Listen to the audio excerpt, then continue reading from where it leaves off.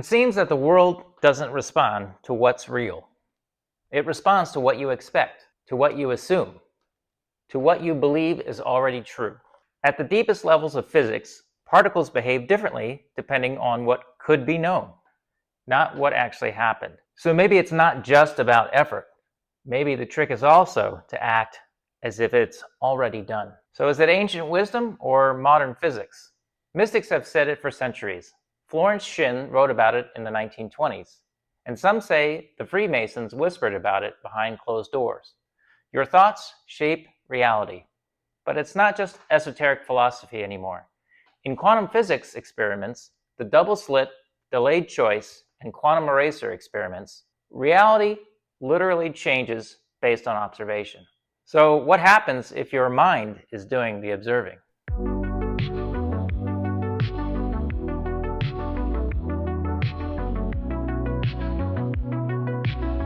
Welcome back to Thinking and Being.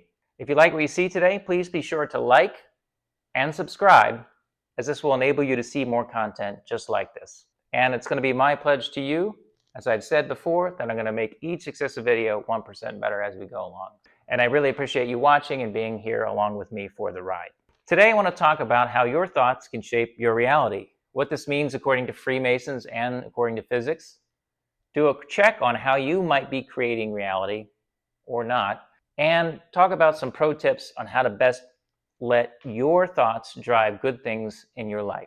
This is the third video in a series on physics and consciousness, so I encourage you to see the previous two videos for a little more context. So why this topic? I recently found out that my granduncle was a level 33 Freemason, and I don't know much about what that means exactly. I'd give anything to get into the stonecutters. What do they do there, Dad? I'm a member! What do they do? What don't they do? Oh, they do so many things, they never stop. Oh, the things they do there, my stars. You don't know what they do there, do you? Not as such, no. But it sent me down a path of reading old texts, listening to strange lectures, and comparing all of it to what we know from physics and consciousness studies. And what I found was this: across science, mysticism, and metaphysics, people are saying the same thing. You're not just here to experience reality, you are here to co-create it. And maybe the secret isn't just about working harder, but it's also about thinking better. The first main idea I want to talk about is what this means according to Freemasons, big thinkers, and physics. So what if the Freemasons weren't hiding power, but mindset? Most people hear Freemason and think secret societies, cryptic symbols, or conspiracy theories. But at its core, Freemasonry is a system of self-mastery, an ancient way of teaching that the world outside begins with the world within. It's not about controlling others, it's about controlling yourself. Your mind, your beliefs, your assumptions. The highest degrees, like the legendary level 33, were less about rank and more about alignment. Learning to live in a way that shapes reality intentionally. So taking a step back, what do the 33 degrees of Freemasonry really represent? Most people have no idea what the 33 levels of Freemasonry actually mean. Coming through! Can't throw me out, my father's a member. I'm in. Okay, Homer, you're in. Just don't point that thing at me. Aw, thanks, Lenny. When am I going to be initiated? As soon as number one gets here. Number one? What kind of stupid wiener name is that? It's not about secret power or global control. It's an ideal symbolic path of personal refinement. The early degrees teach morality, discipline, and duty. The higher ones focus on self-mastery, service to others, and alignment with natural law. To reach level 33, whether literally or philosophically, it isn't about status. It's about becoming someone who builds better systems, who lifts up their community, who becomes an architect of harmony. You're not just leveling up for yourself, you're leveling up to help shape the world around you. And so I recently learned that my granduncle was a level 33 Freemason. I don't know what he believed, but that detail hit differently, especially now as I'm digging into consciousness, quantum physics, and the nature of thought. So I started looking into Masonic writings, symbols, and oral traditions.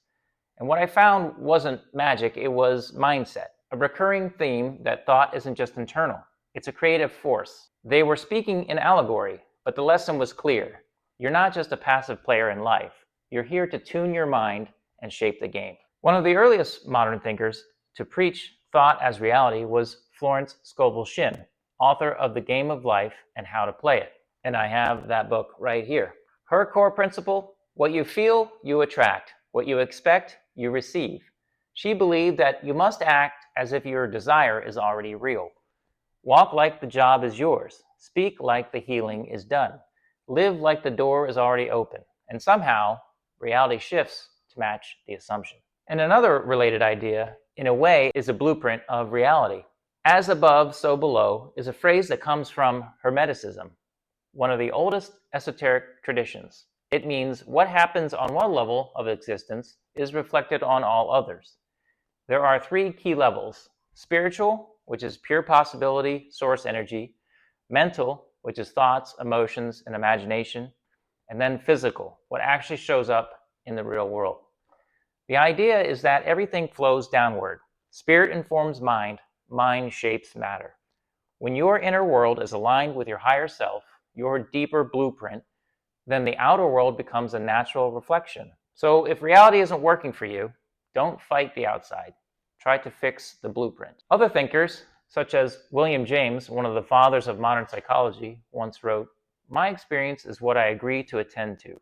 To him, attention was the creative force of the mind, not just filtering reality, but structuring it. And Neville Goddard took this further. He taught that assumption hardens into fact, that your world is the echo of your inner belief. James explained it with psychology. Goddard taught it as mysticism. But both said the same thing: what you dwell on becomes the world you live in. In the last two videos, we explored how observation impacts the outcome of physical experiments.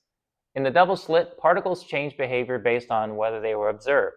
In the delayed choice experiment, future decisions seem to influence past behavior. But then it got stranger. In the quantum eraser experiment, scientists didn't just observe particles like in the original double slit. They set up a system where which path information, the knowledge of where a particle went, could be recorded but then later erased before it was ever observed by a human. And here's the wild part. When the which path information was available, the interference pattern disappeared. The particle acted like a particle. But when that same information was erased, even after the particle had already gone through the apparatus, the interference pattern returned. It was as if reality had rewound itself, changing what had already happened. The conclusion? Reality doesn't just care about what did happen. It cares about what could be known. The mere possibility of information, whether or not it was ever actually observed, alters the outcome. That's not just spooky physics. It's a hint that consciousness, expectation, and knowledge potential might be baked into the fabric of reality itself. So that raises a question we can't ignore. If a measuring device can change the outcome of reality, what about conscious mind? What if your thoughts act like a quantum observer, collapsing probabilities, locking in futures, shaping the world around you simply by becoming aware of it? Physics doesn't yet have a full answer, but mystics, Masons, and even modern thinkers like the late director David Lynch seem to agree. Consciousness isn't in the universe might be inside consciousness. And what else can you extrapolate the idea of what could be known to in your life? So in the last video, we talked about the three games people unconsciously play: maintaining the vehicle, making money, and breaking the simulation. But now the game has moved inward. This episode isn't about what you're doing, it's about how you're thinking. Because if physics is right and mystics are right, then thoughts are not just echoes, they're code. And whether you're aware of it or not, you're writing your reality right now. So real quick, one of the things I do in my videos is promote others' products. And I'm not getting paid for it, but that's okay. I figure it's good karma. It might be a product that helps you or that you really like. And it's great practice for when this channel gets monetized, which I know is going to happen because I am thinking and acting and expecting like it's already going to happen. The product I want to promote today is Dude Wipes. Yes, these are butt wipes. And I just want to say this is a great product that I've been using for years. Wipes have been around forever, but these are some of the best ever made. They break down easily in your pipes so they won't be clogging up anything. And I really like them because, however clean you think you are after using just toilet paper, Dude Wipes will make you much more clean. I recommend just the plain fragrance-free. You don't need to have extra stuff in your paper. I'm not sure why they have different smells or flavors or whatever. That's kind of weird. But anyway, I'll leave a link to this product in the description below so you can check them out. They're on Amazon and they're a super great value. Okay, back to the video. So the second main idea I want to talk about is how you create without realizing it and understanding the systems that have been running you. So most people create by default. Most people aren't intentionally shaping their lives. They're just replaying mental loops, reacting to what's already there. The problem is that thoughts have inertia. And like a thermostat, they pull your life back to normal no matter what changes outside. If your inner state is worry, scarcity, or doubt, your thoughts keep calling those same outcomes into form. Not because you're cursed, but because your reality is just following the settings that you forgot you programmed. In the quantum eraser experiment, observation is erased and reality rewinds. The interference pattern reappears. The past changes. It suggests that what could be known determines what becomes real. Thoughts work the same way. If your inner world could know something bad is coming, if you're rehearsing negative possibilities in your mind, you're reinforcing a field of outcomes that will collapse in your favor, even if you don't want them to. Reality doesn't follow desire, it follows expectation. So let's break it down with systems thinking, perhaps a causal loop. Thoughts are creating, emotions are fuel, behaviors repeat, your environment responds, which loops back to reinforce your original thoughts. It's a closed feedback system, and unless something disrupts it, it will produce the same conditions over and over. Your life might not be stuck because of luck or fate. It's probably stuck because the system is perfectly calibrated to repeat. So there's hidden inputs, and you have to take care of what you feed the system. These loops don't start in a vacuum. Most of your thoughts are shaped by external inputs you don't even notice. Social media, conversations, advertising,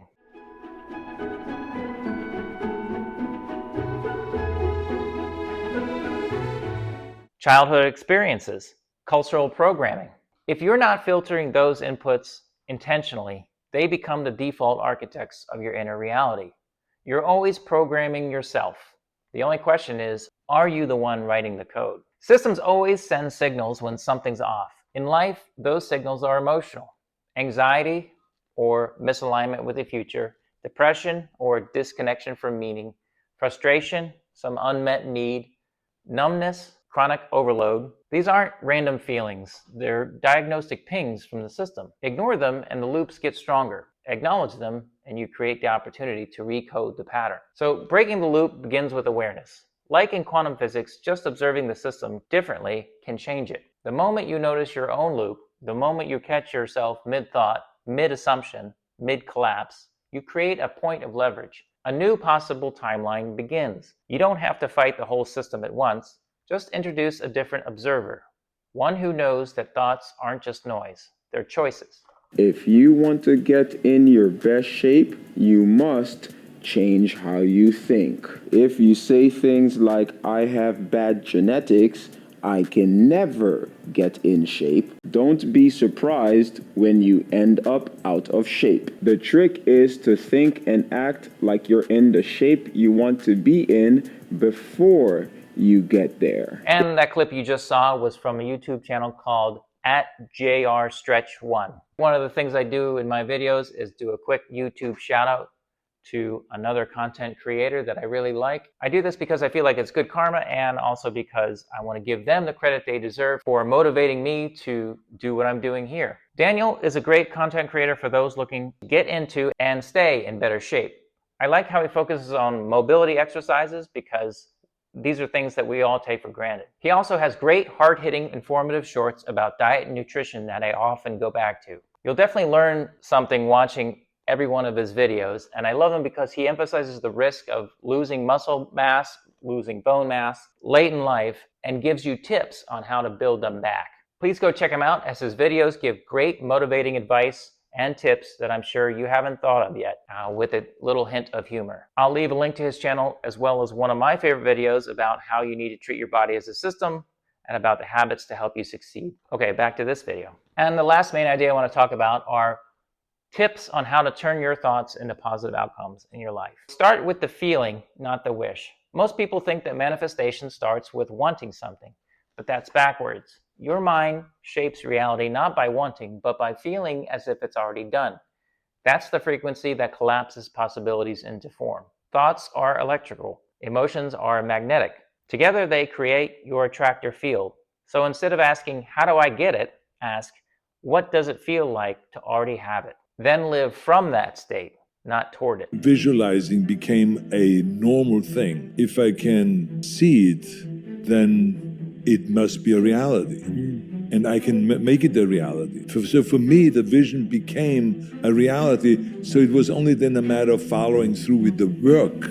Every single time when I had a vision about anything. Here's the systems thinking version of how thoughts become your life. Thoughts go to emotions, which go to behaviors, which go to results, and then reinforcement back to thoughts. This loop runs 24/7. It's either building your dreams or reinforcing your limitations. But the trick isn't to just think positive. It's to inject new thoughts that trigger new emotional states. That's the lever that starts to shift the loop. Don't just think differently, feel differently, and then act accordingly. Script your life like a scene.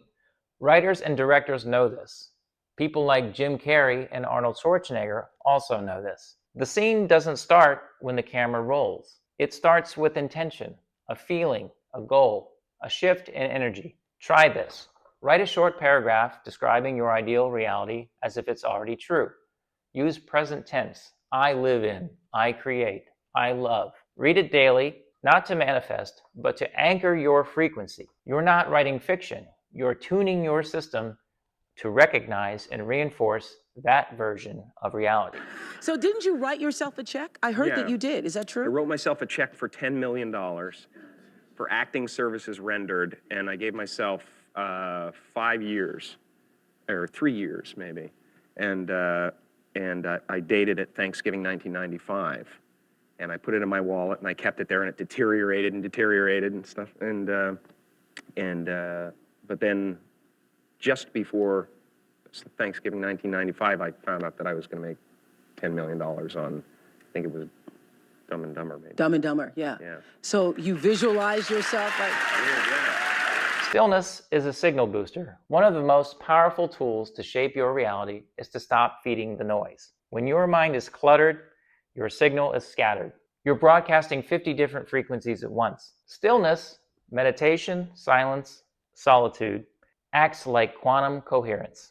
It collapses your energy field into a focused state. The universe responds to clarity, and clarity often begins in stillness. Also, audit your inputs and shape your outputs. Your thoughts don't emerge from nowhere.